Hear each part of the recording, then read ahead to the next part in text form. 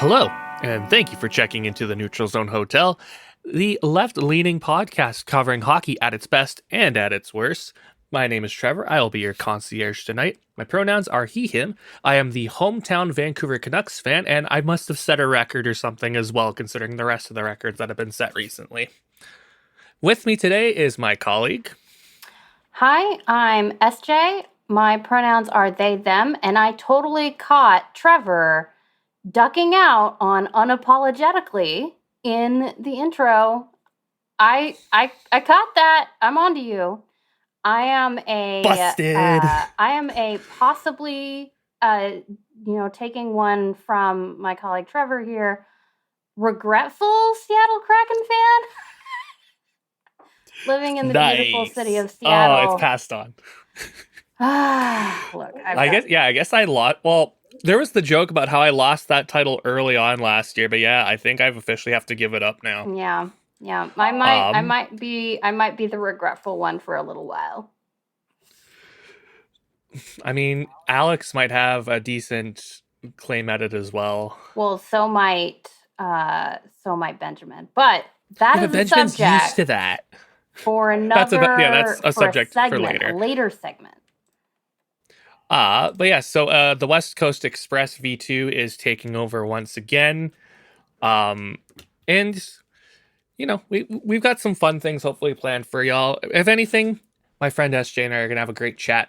We're going to start off with PWHL, who finally had their puck drop for the season over this past weekend, totaling 3 games between Saturday and Sunday.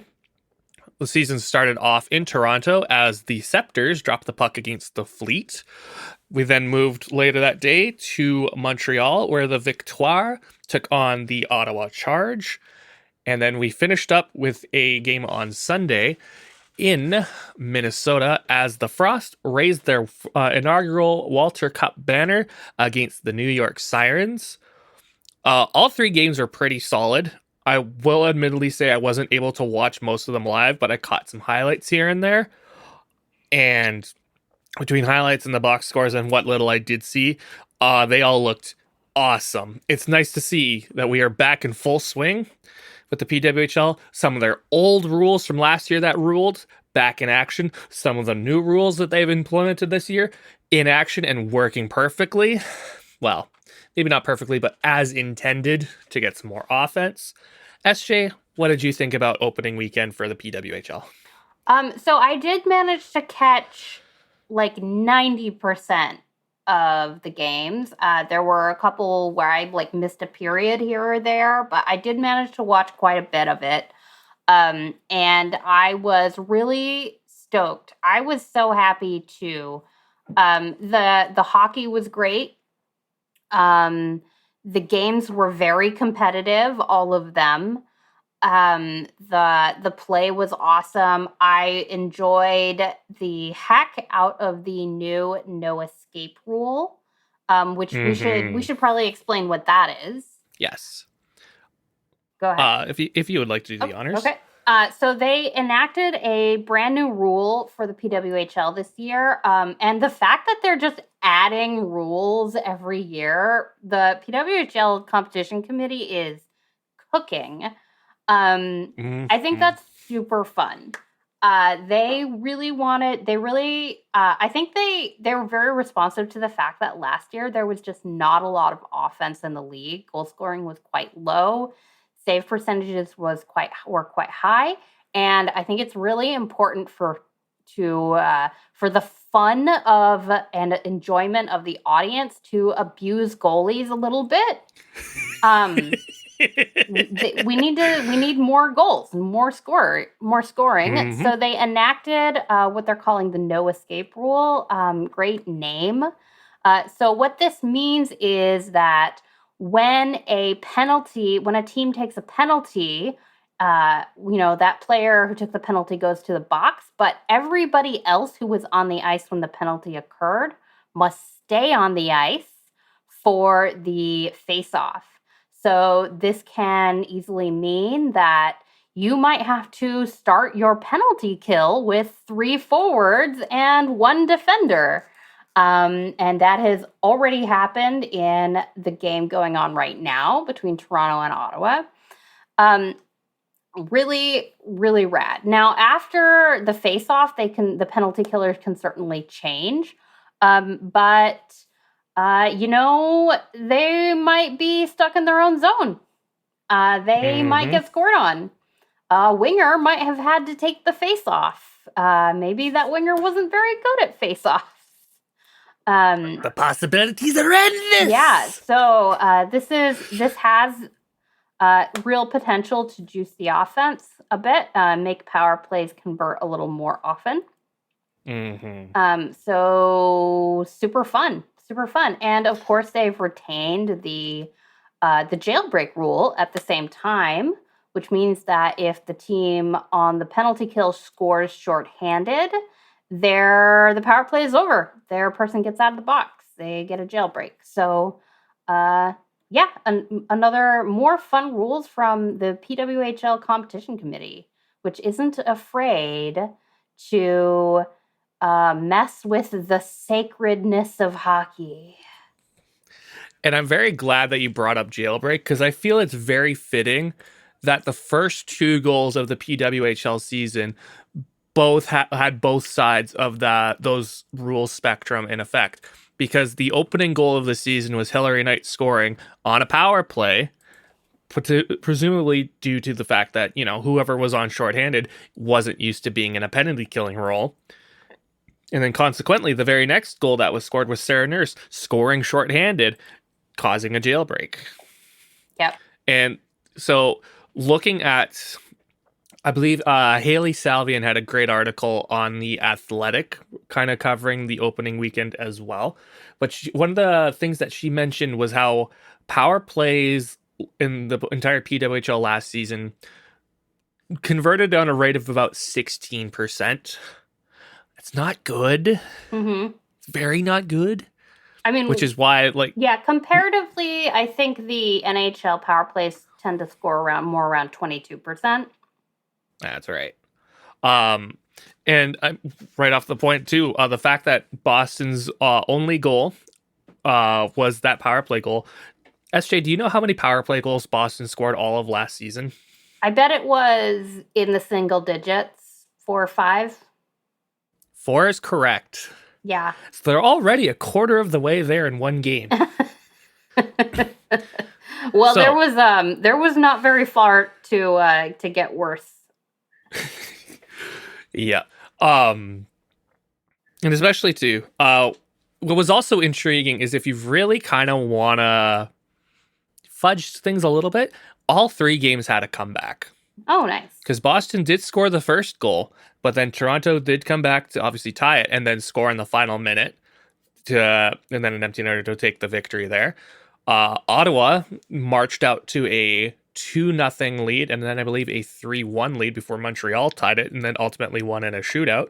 Funnily enough, Montreal's first ever shootout win because they lost all 3 of theirs last year.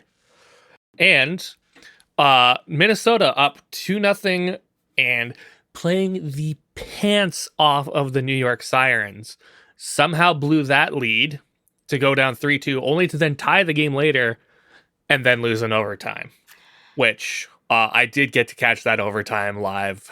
Holy smokes, that ruled. Yes. I think the Sirens Frost game was it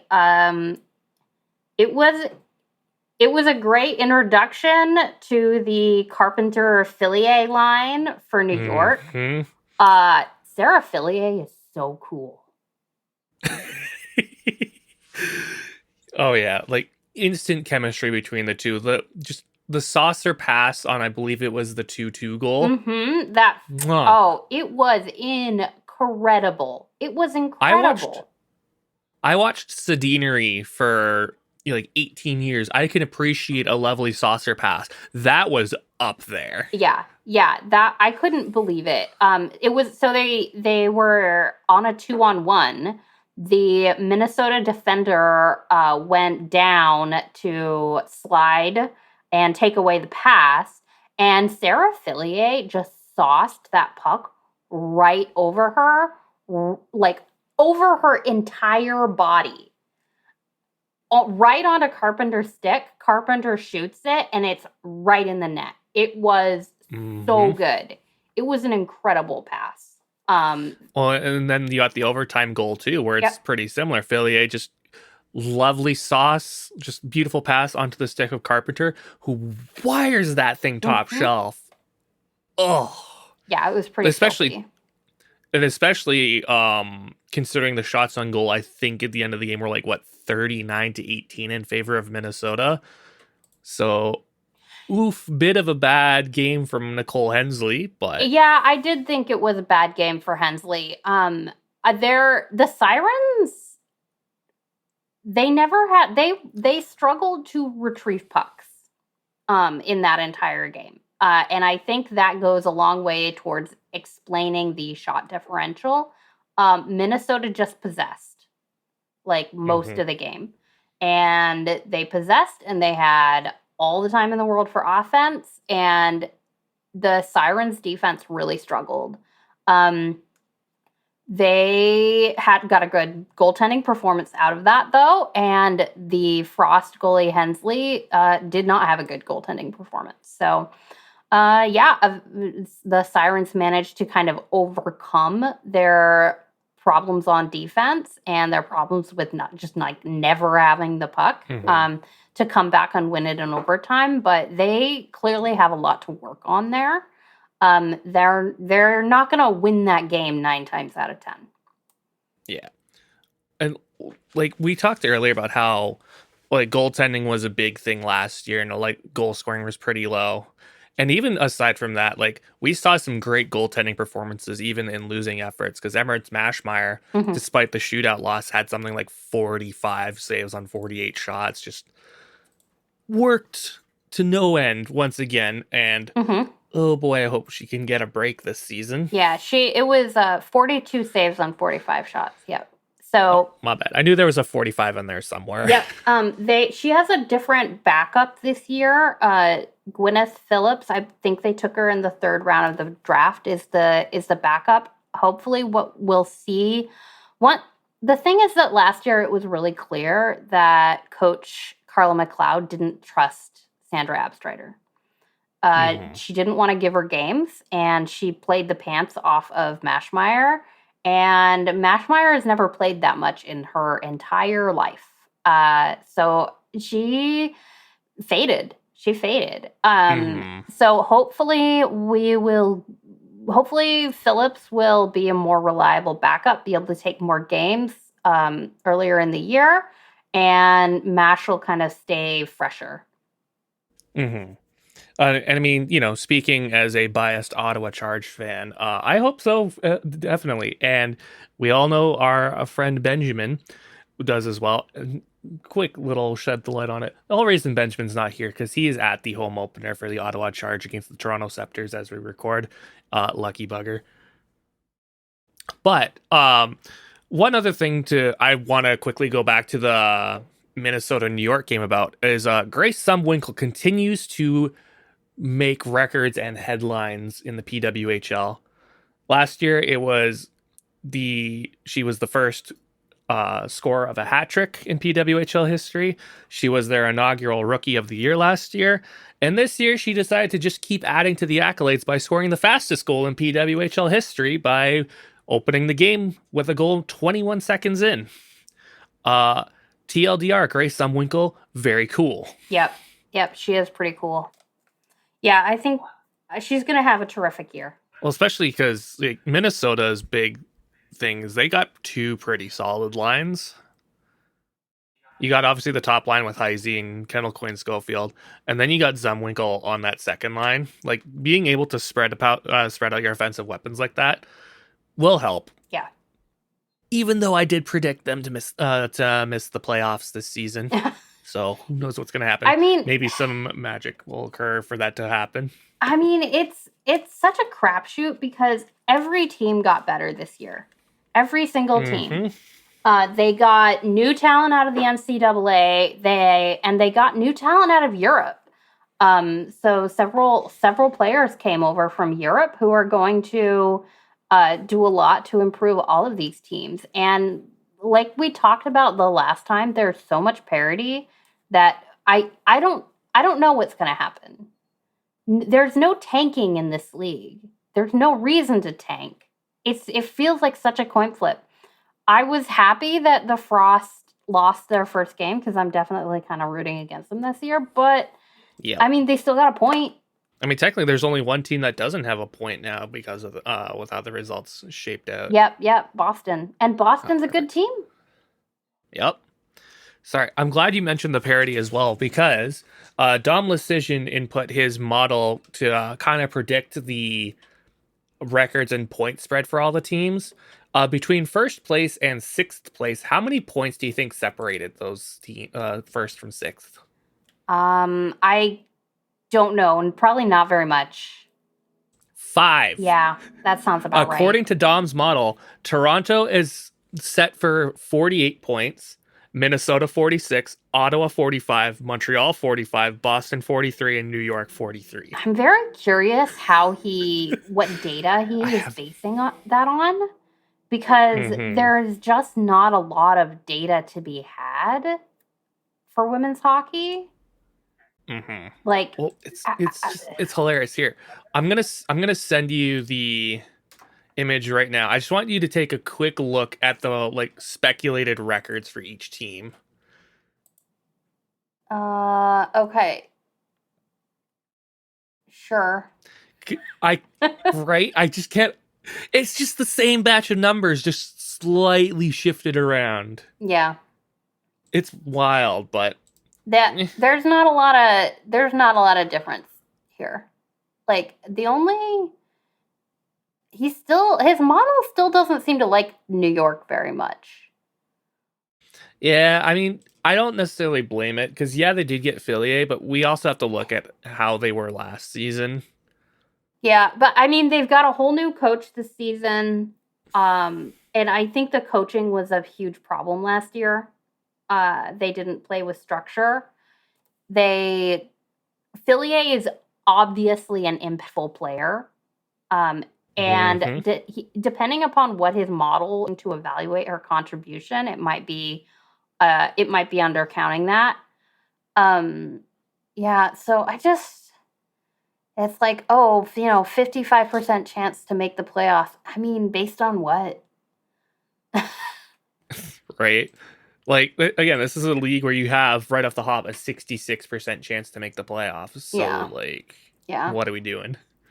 One of the other key things too, though, obviously with the fact that we now have team names and we got the new jerseys, how did they look on the ice? It makes such a big difference. The being on the ice and watching them in the full uniform, moving around in these uniforms, it makes a huge difference to how you perceive them. I have to say, I think the Sirens uniform really improved in my estimation. Once I saw the whole thing and they were playing in them, especially the whites I think they look really good. The logo has really grown on me. I think it looks nice at a distance as well. I think the Frost, the uniform itself looks really good, and the logo still stinks. Like, it just looks bad on the jersey. Like, the entire, I like the colors, I like the combination. I think that all looks really nice, but that logo is just terrible. To that point, I had my girlfriend over on Sunday, and we were kind of going through some PWHL stuff and whatnot because she's obviously gonna be joining me for the takeover when we go to Vancouver. But she's trying to get into hockey, and the PWHL is hopefully going to be a good start for that. But I got her opinions on a couple of the jerseys and whatnot, and I'm glad you brought up Minnesota because that was one thing that she had a comment about, and it's the same thing with all of us. Holy crap, is there way too much negative space in that one corner? It looks bad. I think they're the only logo that's not like symmetrical in terms of Symmetrical. space use. Yeah. So it just has like this weird tilt to one side, and it just looks weird when you try to center it. The other fun comment that she made, because she's kind of familiar with the league through me, but isn't fully. So when she saw the jerseys, when she saw a specific team, she looked at it, it's like, that's from this city, right? And it was completely wrong. Because she saw the Ottawa Charge and thought it was from Calgary. Oh, that's. I'm really curious whether the designer thought they were making a C or an O. It's kind of both. And here's the one thing that I think is ingenious. Yeah, it is. Because if you look at the outside, like that red part, it is a C. But if you look at the little like shadow in the middle, it's just like that C connects at the very end to make an O in the inside. So in a way, really good use of negative space. But at the same time, the little flex at the end there. It's a little confusing. I don't love the logo for Ottawa. But it's like definitely, I think it's fine. Yeah. I mean, it's mid. Yeah, their white jerseys. I think their white jerseys looked a little too Calgary-esque. I'm very excited though to see highlights and whatnot from tonight's game because I want to see how their home reds look. I imagine they're going to look a lot better. It's a really dark red. I think they look really nice. I think my only gripe is that the gray on the numbers is just a little bit too dark for proper contrast. But you can still read it. At least I can. I'm not sure if it's like if everybody could, right? Like if it's like a truly accessible contrast. It just looks a teeny bit dark, but I don't think that's like the end of the world. Yeah, I think the jerseys look nice though. With this all being said, Boston or Montreal for best looking jersey? For me, it's Montreal with a bullet. I think that whole kit is so good. I kind of even prefer the light kit. It's not white. It's like it's like a cream. Yeah, the off cream, right? It looks really good. Oh yeah. Again, when I was showing my girlfriend that, I showed her the red one. She quite enjoyed it. Then when she saw the cream, she was like, "Oh." Yeah. I'm like, yeah, that's the one we get to see. Oh, one other thing too with the logos and whatnot. What I really liked about the broadcasts now, the little score bug whenever the team scores a goal, how they each have little unique animations for each of the teams. A little in the center. I love them so much. That looks really good. I think that was a nice upgrade. I think they've overall upgraded their score bug, which is nice. Yeah, their score bug like as a whole just looks really good. Yeah. But like, you get the goal, you get the alternating colors kind of flashing, and then like the background, like with Boston, you had like the little waves in the background. For Toronto, you had the little like the T going into the S like a sword, almost into like a scabbard. Just whoever designed that, give them a raise and then give them another one, because that rules so hard. It does look nice. It just makes me more excited to be able to catch more of it throughout the league. Because like last year was obviously fun, but seeing the upgrades they've been able to make with the teams and the logos, but even also in the broadcast in that sense, it just makes me more excited about what's to come. Now, if only they were still forgetting how to geo-block Canada from YouTube, because it hurts. But, I mean, on the flip side, they are uploading all the games still to YouTube, just in their condensed form, so there's no commercial breaks.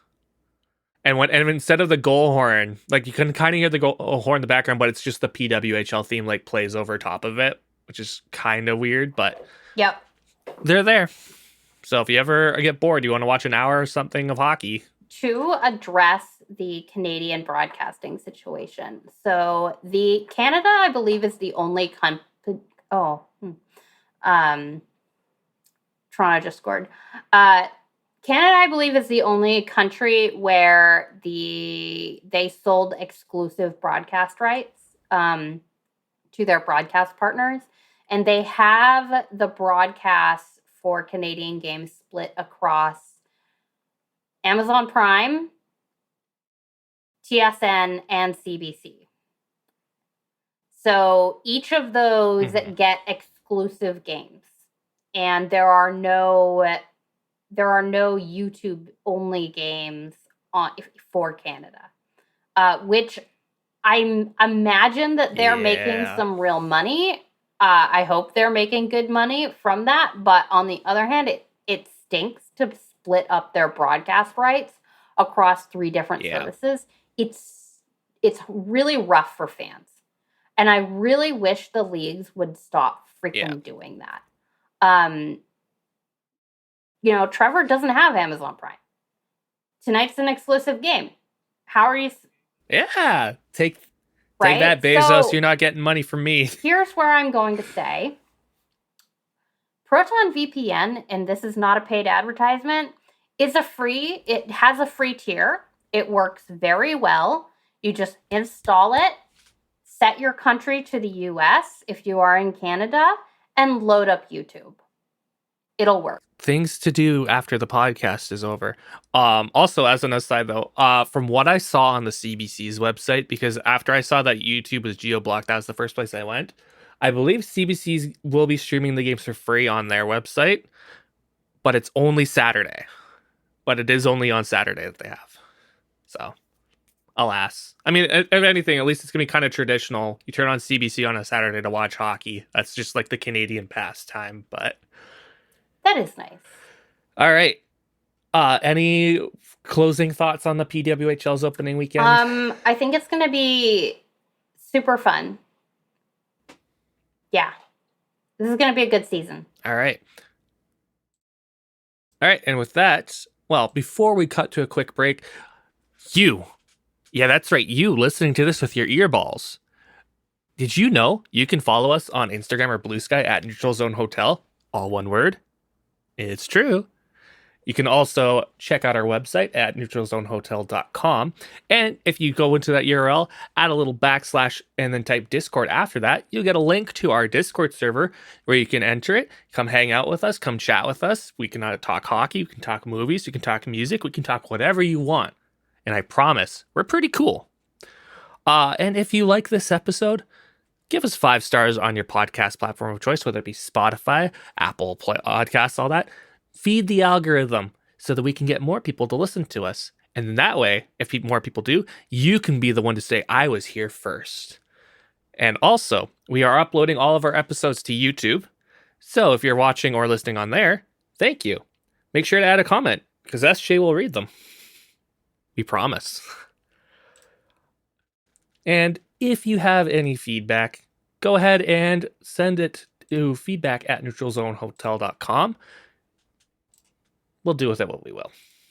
And with that, we're going to take a quick break.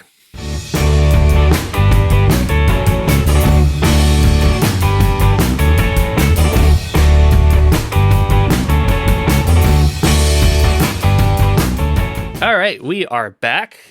And SJ, I think it's time we resurrect an old segment from last season. It's one that we didn't see all the way through to the end. We did it we did it twice last year. At the quarter mark and the halfway mark. We never did get to it at the 3/4 mark and at the end. Other things came up. But I think it's time to assess some vibes because it is time for the Vibes Cup. Vibes Cup, it's the Vibes Cup. Vibes Cup, it's the Vibes Cup. Presenting the Vibes Cup. If you all need a refresher, basically it's just what it says on the tin. We're going to look at, specifically for SJ and I, we're going to look at our 2 favorite teams, the Seattle Kraken and the Vancouver Canucks. We're going to assess the vibes. We're going to tell you whether it's good, whether it's bad. Hint, at least one of them is going to be very bad. Maybe we also might look at some other teams around the league as well. And at the end, we'll talk about who's got probably the worst vibes, but then also the best. Because why not? It's fun. So, SJ, how are the vibes in Seattle right now? Well, you already gave it away. They're pretty rancid. I could have been talking about Vancouver. You were not talking about Vancouver. It was, things are really rough in Seattle right now. Basically, over the weekend, they had a home and home back-to-back with the San Jose Sharks. And everyone, it seems, has decided that the vibes in San Jose are like immaculate right now because they got Celebrini back and they're like fun and exciting to watch. But I say, fuck those guys. Terrible. I hate them because, yeah. So basically the Kraken lost both those games. It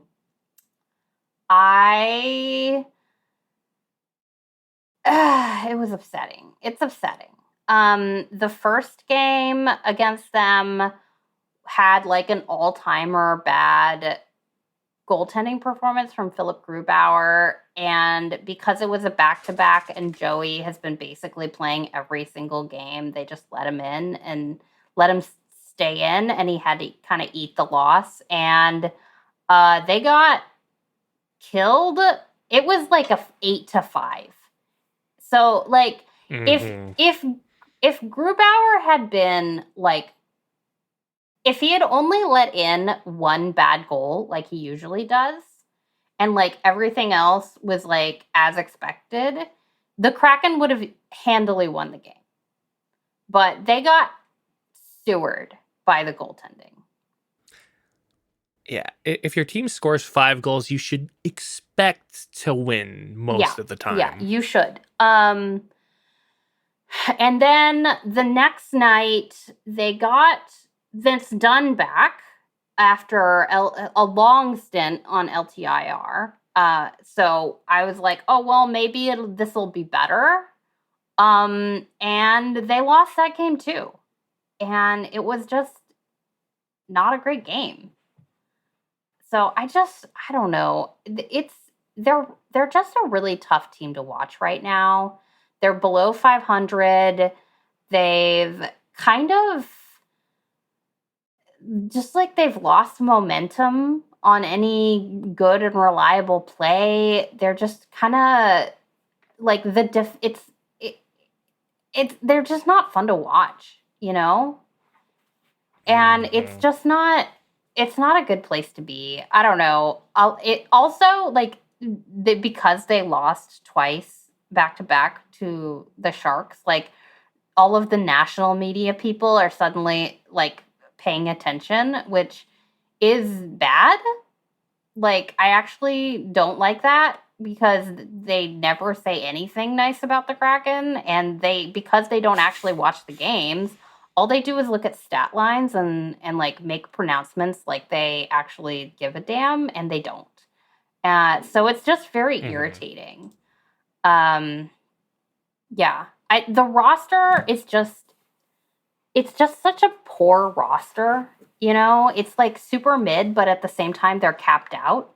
They've spent way too much money on underperforming free agents, and it's like, why? Like, what did we do this for? Like, why did we sign Chandler Stevenson for 7 years? We could have just not. We could have just not. Like, the Grubauer contract, the Burakovsky contract, the Stevenson contract, those are all anchors. The Schwartz contract is okay, but even that, it's like, if he was healthier, like more consistently healthy, that might be an okay contract. We've just got a lot of money tied up in these underperforming forwards, and I don't get it. And then he's made some decisions, like, I don't understand. Like, generally, I haven't had a problem with the extensions he's handed out. Like, the McCann contract was really good. Like, he's definitely overplaying that contract.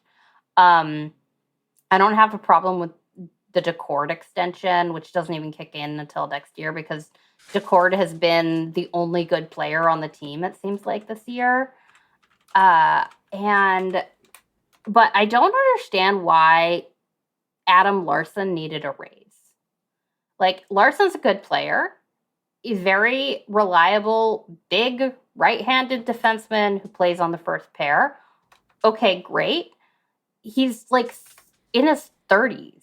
He's like 32 or 33, and they extended him for 3 more years at like more money than he makes now. Like, I would have understood it if he'd been extended for the same amount, but he's not going to get better. He's only going to fall off from here. He's only going to get slower. Why would you, did he really need a raise to stay here? I guess. We don't have any other defensemen. Yeah, it's just it was a weird choice. But like I do think they've drafted well. I feel pretty good about the prospect pool. Coachella Valley has a lot more real Kraken prospects in it this year. I kind of expected them to fall off a bit because the team really made the transition from like a lot of career AHL guys to like more of a prospect heavy group, and I expected them to like maybe not do as well this year, but they've done really well. Like they're actually like they're showing a lot of promise for the future. So I don't have a problem with the draft record at all. We've got 3 prospects on the roster in Seattle this year between Matty Beniers, Shane Wright, and Riker Evans. Evans has really worked out. He got quite a bit increased minutes with the Dunn injury, and he stepped up in them. He's been pretty good for a young player. Shane Wright has struggled, but he's been better. He got scratched for 3 games. He's been better since. And I think Beniers is playing better this year than he did last year when he had his big sophomore slump. I think a lot of the problems that they're encountering is just getting consistent line mates because they keep changing the team so much because nothing's working. So I don't know. That's where I'm at. I'm going to stop ranting about it. It's just rough. It's rough in Seattle. All right. Let's head up the highway a little bit. The Vibes in Vancouver, I don't know. They're not bad, but I wouldn't say they're like fantastic. Like the team's performing better than expected in that, at least personally, I thought they were going to flounder without Thatcher Demko. And aside from that, Besser was out for 7 to 10 games. JT Miller is still out on his indefinite leave of absence. Philip Hronek's now out for 8 weeks. So it's the back end is basically Quinn Hughes and a bunch of remember these guys. And you'd think that there's only so much that Quinn Hughes can do, but the dude decided to be the second star of the week by scoring 9 points in 4 games. He also scored tonight. He's been incredible for me in fantasy. Oh, that man is so cool. Please keep doing what you're doing, Mr. Quinn Hughes. And heck, we even had a couple records set this year as the NHL record for most road wins to start a season fell after it was tied last year by Cam Talbot. Kevin Lankinen decided to go and start his Canucks career by going 10-0 on the road. You know what's really wild is that Lankinen didn't get a contract until so late in the year. Like, right? Well, oh my! So remember at the preseason when we did our haikus, I said you should give Barry Trotz the GM of the Year award. I'm going to take that back because the man decided to sign Scott Wedgwood as his backup, which caused Yaroslav Askarov to want to skedaddle out of town. And then they immediately swapped, last week, they swapped Wedgwood for Justus Annunen. Do you want to remember who the backup in Nashville was last season? I think it was Lankinen. That's right. Now imagine if you had saved that money or spent that money on Wedgwood on Lankinen, maybe you might be in a better spot. And we'll get into that a bit later because Nashville is definitely on the bad vibes train. I mean, the problem with Nashville is not the goaltending. It's never been the goaltending. Okay. Don't worry. I got something else for that too. However, one thing as well, like I said, it's been interesting in Vancouver because, like I said, Lankinen is 10-0 on the year on the road. The Canucks record in 12 games on the road is 10-2, which is incredible. It is by far the best road record in the NHL. The one who's maybe comparably close, okay, yeah, probably Minnesota at 10-1-3. However, Vancouver's played 11 games at home. Do you want to take a quick kind of rough estimation as to what their home record is? Vancouver's? Yes. Isn't it pretty bad? 3-5-3. Yeah, it's not great. This is the team that was like the second or third best home record last year. Like they had 30 wins at home, if I remember correctly. So that implies you lost 11 times at home. We're almost at that mark, and we just hit December. It's not great. Yeah, that's not great. I mentioned records before. Quinn Hughes set a franchise record by scoring his 300th, 11th, and then 312th and 313th assists on that same game.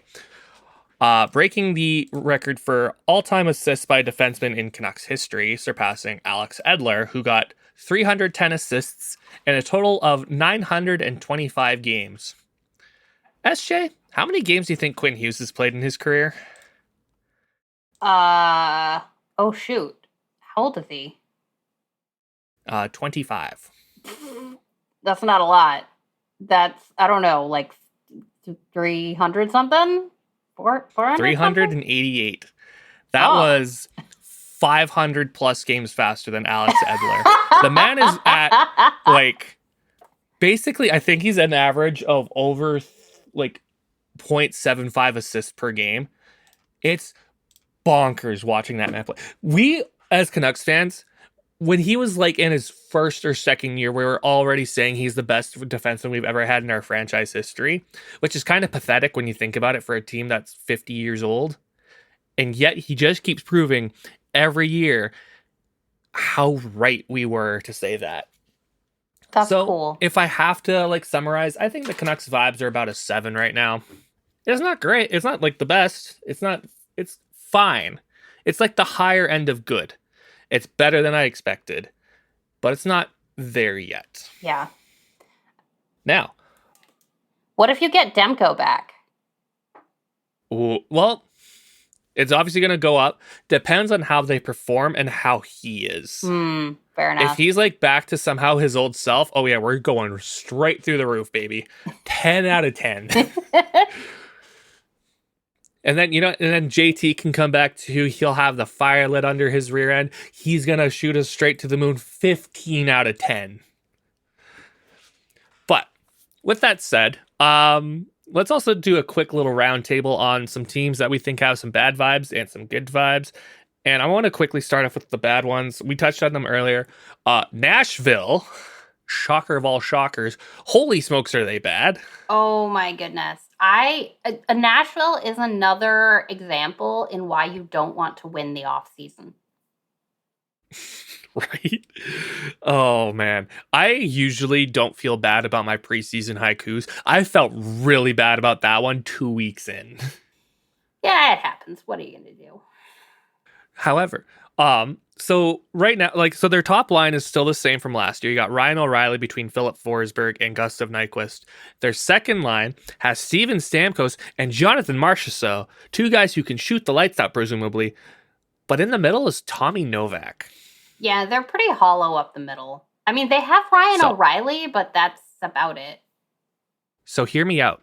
They've got $7 million in cap space.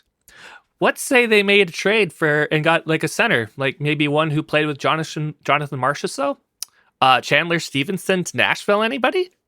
They can have him. Yeah, right? Yeah, I'll trade him in a heartbeat. They can have him for future considerations. I'll throw in a 5th round pick. Ooh, real generous right there. I love it. The other thing, too, is just weird management. Because we talked earlier about how they traded Scott Wedgwood for Justus Annunen. Mm-hmm. They did that trade, I can't remember if it was the day after Nashville played or the day after Colorado was played, and like they were gonna have a back to back where instead of having the one and then the other, instead the backup who would be coming in, like instead the backup was now gonna be shipped off, so they had to play their starter 2 games in a row. Oh. I think it was Colorado who actually did that, which is baffling to me. Like, why not just make that the next day? But hey, that's why I'm not a GM. That's right. Yeah, that's weird. Colorado's also got some bad vibes this year. Colorado's only problem is that Georgiev has been atrocious. Absolutely. Yeah, atrocious. but the thing is, we knew he would be. He wasn't great last year. He's been worse, considerably It's worse true. this year. I don't think you could have anticipated how much worse, but they should have done something about it in the offseason. They should have signed Kevin Lankinen. They could have gone after Anthony Stolarz. You know what? The thing that is like the Leafs are seeing the best goaltending that they have had in a decade right now because they signed Anthony Stolarz. Like, he was on the free agent market. Any team could have paid for him, right? There were good goalies to be had, and it is really baffling to me that Colorado didn't do anything about their goaltending situation. Yeah, I don't get it. Yeah, you had Joe Sakic and I always forget who's the actual GM in Colorado right now. Right? But yeah, I'm just picturing them. They're just sitting beside a table. They're holding a cup of coffee. There's a whole lot of flames rising up around them. They're just sitting there saying, "This is fine." Yeah, it's fine. Chris McFarland. Thank you. What a bland ass name. I mean, I just don't know anything about him. He got the job. He got the promo when Sakic kicked up to president. So I mentioned Nashville and Colorado. SJ, do you have any other teams that you think are having some real bad vibes right now? Probably the Penguins, the Habs. Ooh, yeah. They can't say. I mean, the Habs. Their defense is The Habs awful. have been bad for years now. Maybe I guess you know what? Probably as far as like actual just like vibes not matching results. I guess the Rangers right now are the big story, and then there's the Bruins. Which, I mean, talk about haikus that I swished on. Yeah, I mean, the Bruins are just, nobody feels bad for them unless you live in Boston, I think. They've been good for so long, it's time for them to just be bad for a while. Yeah, but at the same time, with expectations always what they are in Boston, like with the team performing the way it has been, like they can't buy a goal. Their goaltending's been fine, but not great. So, you know, you got your expectations up here, and they're performing it, a little bit down here. Like, we're talking maybe a couple inches off the ground here. Yeah, it's not great there, but, personally, I love to see it. Yeah, I'm not mad about the Bruins sucking. It is a little bit weird that they can have such a neutered offense with David Pastrnak on the team, but like he's got no one to work with. Like Brad Marchand, I guess, and he's aging. Mm-hmm. The Lindholm did not fix their problems at center. They paid a ton of money for Elias Lindholm. Quelle surprise! Lindholm He had that incredible season with Gaudreau and Tkachuk in Calgary, and it just hasn't been the same since then. So I don't know. Speaking of Gaudreau, one of my actual pleasant surprises for vibes, like they're not necessarily the best vibes, but they're better than I thought they would have been by a long shot. Columbus is actually pretty decent. I mean, I think they fixed a lot of their problems with better coaching this year. And Sean Monahan has been a great signing for them. Like, Sean Monahan is probably the center that the Bruins should have gone after, but he wanted to sign in Columbus.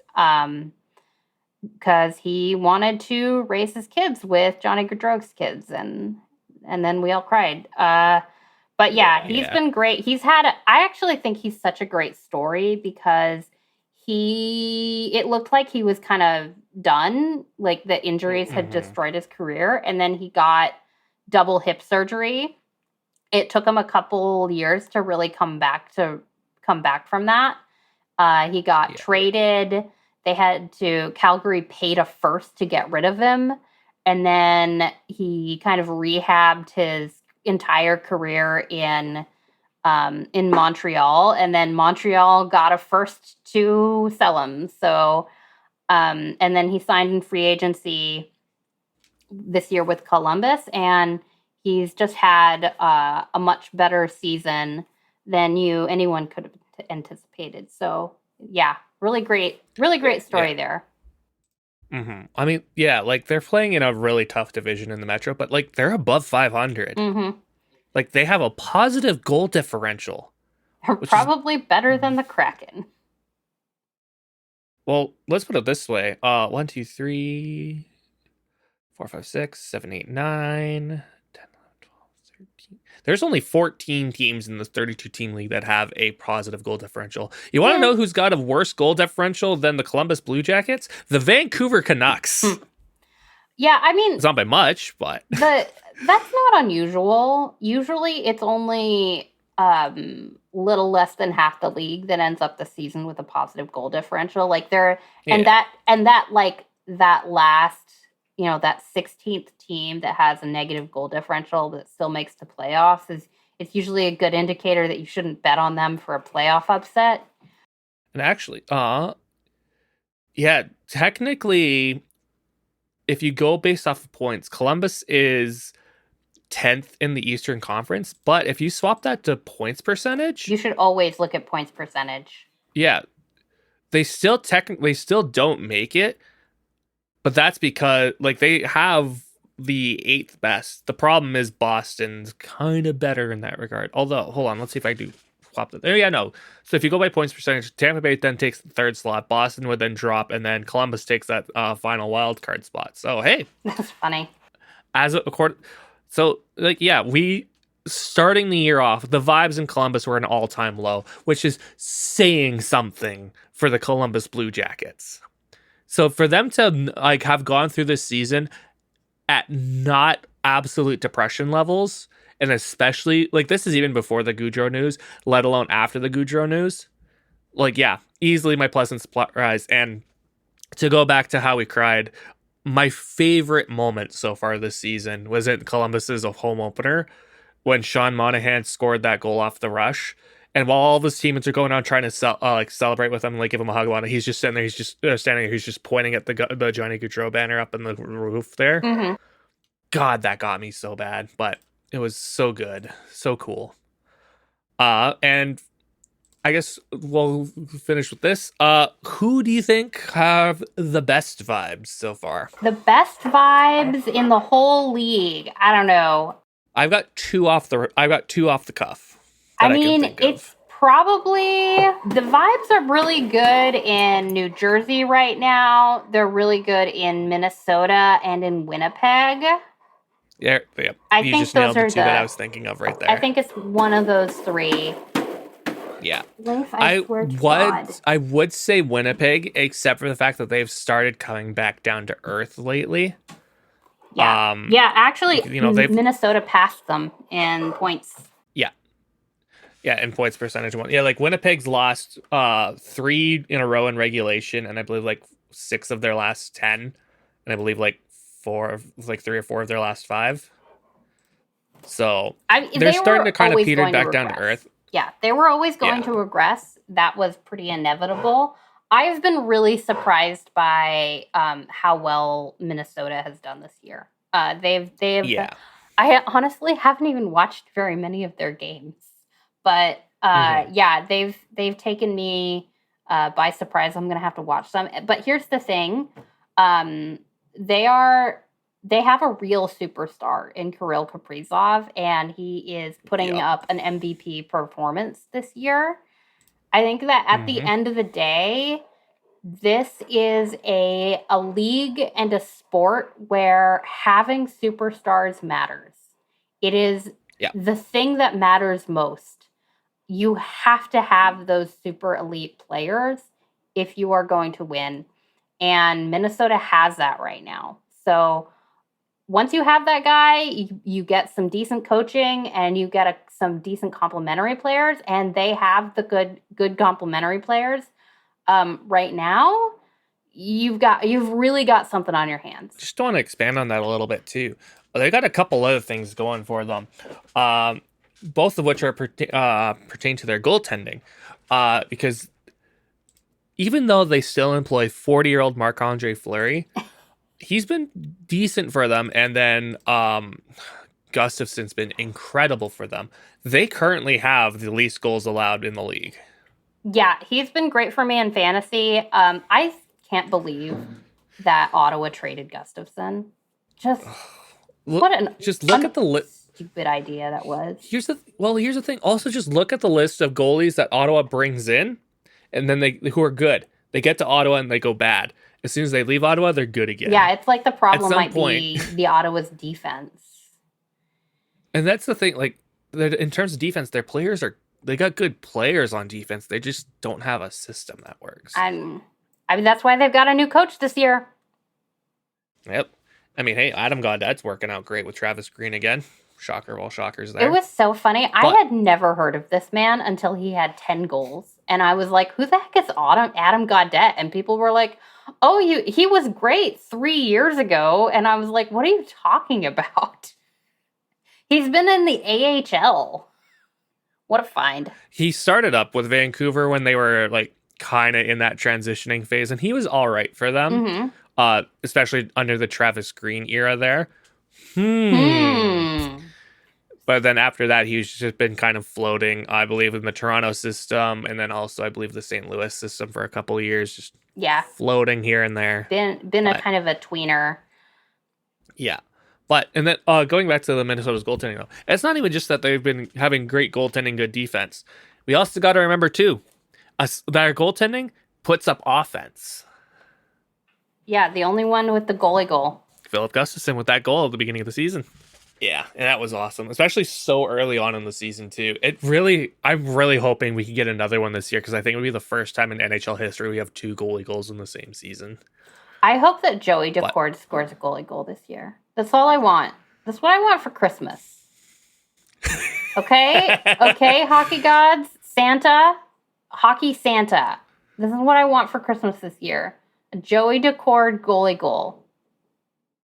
Miroslav Santa. Thank you. But yeah, I think, so between us, I think we can then say, at least for the first quarter of the season, Minnesota wins the Vibes Cup. Yeah, I guess so. Sure. Cool. Congratulations to the Minnesota Wild, who have also, as I say that, just scored a goal. Congratulations to them. Except they scored on Vancouver, so yeah. Oh, well, then I retract my congratulations. But also Vancouver is a division rival, so, you know. I'm right here. Anyway, all that aside. All right.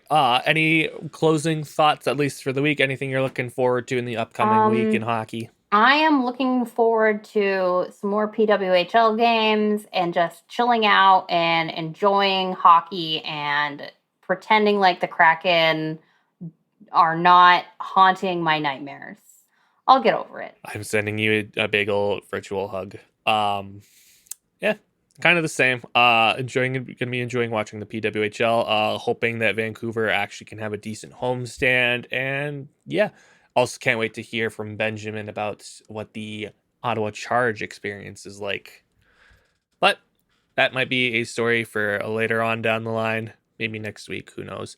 Regardless, this has been the Neutral Zone Hotel. You've been listening to it, which is written, hosted, and produced by the Neutral Zone Hotel crew. You can find out more at neutralzonehotel.com.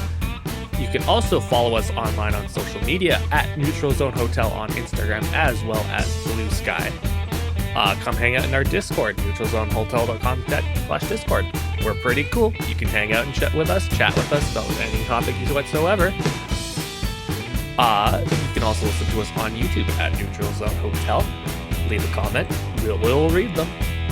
Shout outs to friend Emily for our fabulous logo.